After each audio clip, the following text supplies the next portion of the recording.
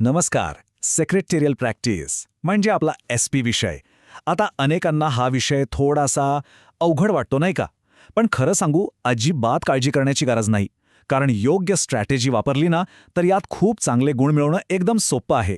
चला तर मग बघूया या परीक्षेचा कोड नेमका क्रॅक करायचा कसा. हो, अगदी बरोबर ऐकलंय.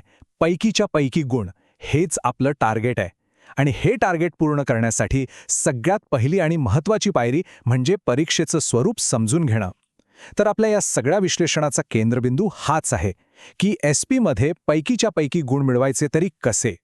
12वी बोर्डाची परीक्षा म्हटलं की थोडं प्रेशर, थोडा ताण येतोच. आणि त्यात SP सारख्या विषयाचा तो मोठाच्या मोठा अभ्यासक्रम, त्या किचकट वाटणाऱ्या संकल्पना आणि चांगला परफॉर्मन्स देण्याचं दडपण सगळं मिळून एखाद्या चक्रव्यूहासारख्या वाटायला लागतं.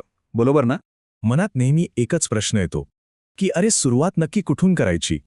कोणतं प्रकरण जास्त महत्त्वाचं आहे? कोणत्या प्रश्नांवर जास्त लक्ष द्यायचं?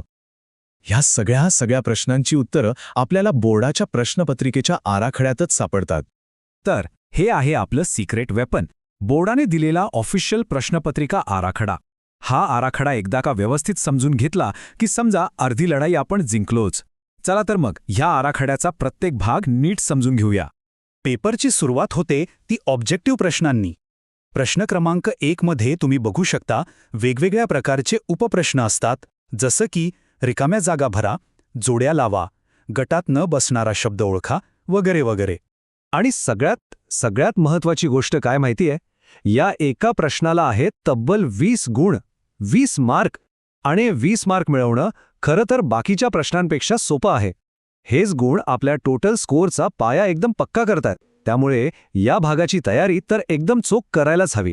ऑब्जेक्टिव्ह प्रश्नानंतर येतात प्रश्न क्रमांक 2 ते 8. यात मग लघुत्तरी आणि दीर्घ उत्तरी म्हणजे शॉर्ट आणि लॉंग आन्सर टाईप प्रश्न असतात. यात आपल्याला संकल्पना स्पष्ट करा, फरक सांगा किंवा थोडक्यात उत्तरे लिहा असे वेगवेगळे प्रश्न दिसतात.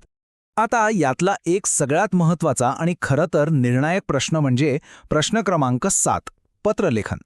हा प्रश्न तसा 10 मार्कांसाठी आहे, पण ऑप्शन सहित विचार केला तर याचं महत्त्व 15 गुणांपर्यंत जातं. म्हणजे यात मास्टरी मिळवली की मोठे गुण आपल्या हातात आहेत. ओके, तर प्रश्न कसे विचारतायत हे तर आपल्याला कळलं.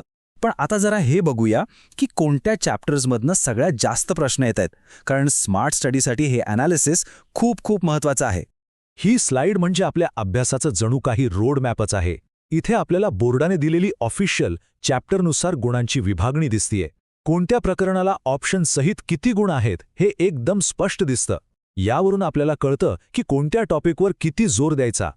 आता या तक्त्यावरून 3 टॉपिक्स तर एकदम उठून दिसतायत: सोर्सेस ऑफ कॉर्पोरेट फायनान्स आणि कॅपिटल फॉर्मेशन. या दोन्ही घटकांना प्रत्येकी 25-25 गुणांचं वेटेज आहे.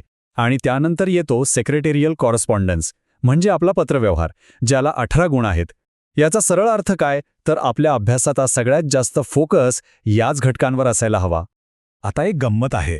परीक्षा फक्त आपलं पाठांतर तपासत नाही, तर आपल्याला तो विषय किती खोलवर समजलाय आणि त्या ज्ञानाचा वापर आपण कसा करतो हेही बघते. यालाच म्हणतात उद्दिष्टानुसार गुणविभागणी. या तक्त्यामध्ये गुणांची विभागणी 4 गोष्टींनुसार केली आहे: ज्ञान, आकलन, उपयोजन आणि कौशल्य. म्हणजे नॉलेज, अंडरस्टँडिंग, ॲप्लिकेशन आणि स्किल. सोप्या भाषेत सांगायचं तर तुम्ही किती लक्षात ठेवलंय, किती समजून घेतलंय, त्याचा वापर कसा करता आणि पत्रलेखनासारखी स्किल्स किती चांगली आहेत हे तपासलं जातं. आणि हे आकडे खूप महत्त्वाचे आहेत. बघा, जवळजवळ 39% गुण हे उपयोजन म्हणजे ॲप्लिकेशनवर आहेत आणि 32.5% गुण आकलन म्हणजे अंडरस्टँडिंगवर. याचा अर्थ काय, तर 70% जास्त पेपर हा तुम्ही विषय किती समजून घेतलाय आणि त्याचा वापर कसा करता यावर अवलंबून आहे. फक्त घोकंपट्टी करून इथे चालणार नाही. चला तर मग आत्तापर्यंत आपण जे काही विश्लेषण केलं त्या सगळ्याला एकत्र जोडून आपल्या अभ्यासासाठी एक स्मार्ट स्ट्रॅटेजी बनवूया. अशी स्ट्रॅटेजी जी आपल्याला यशाच्या एकदम जवळ घेऊन जाईल. तर लक्षात ठेवण्यासारखे महत्त्वाचे मुद्दे: 1. ऑब्जेक्टिव्ह प्रश्नांमधले 20 गुण तर अजिबात सोडायचे नाहीत, ते पक्के करायचे. 2. पत्रलेखनाचा इतका सराव करायचा की त्यात मास्टरी आलीच पाहिजे. 3. ज्या चॅप्टर्सना जास्त मार्क्स आहेत त्यांना अभ्यासात प्रायोरिटी द्यायची. 4. फक्त पाठ करण्यावर नाही तर कन्सेप्ट समजून घेण्यावर भर द्या. आणि 5. केस स्टडी सोडून ज्ञानाचा वापर कसा करायचा याची प्रॅक्टिस करा. ते बघा, संपूर्ण आराखडा आणि त्याचं विश्लेषण आता समोर आहे. अभ्यासाची दिशा आता एकदम स्पष्ट झाली असेल. मग आता विचार करा आणि ठरवा, या सगळ्या माहितीच्या आधारावर तुमची स्वतःची विजयाची रणनीती काय असणार आहे. All the best.